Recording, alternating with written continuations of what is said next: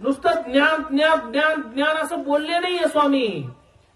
भडोचवरून जेव्हा अवतार कार्य सुरू करण्यासाठी जेव्हा प्रभू निघतात, रामयात्रेच्या निमित्ताने परमेश्वर खोटं बोलून निघालेले. आपण भगवंत कृष्णांना काय म्हणतो? कृष्णासारखं खोटं बोलताच येत नाही आपल्याला, बरोबर आहे ना. भगवंत कृष्ण खोटं बोलतात, परंतु ते खोटं जे आहे ते समाजाच्या उद्धारासाठी खोटं आहे. कशासाठी खोटं आहे?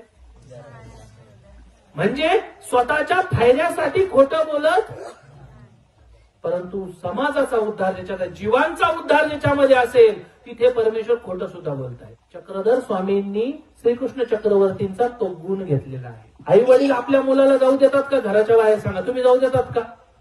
तो तर राजपुत्र आहे हरिपाल देव, तरी सुद्धा परमेश्वर निघतात. कशासाठी निघतात?